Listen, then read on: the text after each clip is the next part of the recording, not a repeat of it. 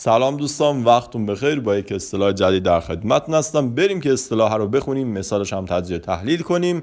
فراموش نکن. aklından çıkarma. aklından çıkarma. فراموش نکن. مثالش رو نگاه کن. aklından çıkarma. عقل به معنای عقل یا همون ذهن، دام پسوند از هست. کارما که به معنی خارج کردن. کارما ما پسوند منفی ساز، میگه خارج نکن.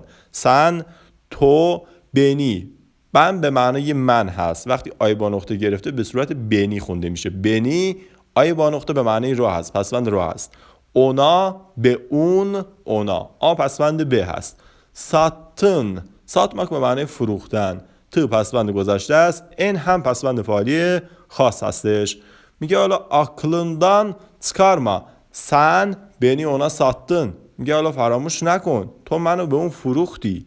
خب یک اصطلاح جالب هست، حتما یاد بگیرید. لایک و سابسکرایب هم یادتون نره. ممنون که هستین.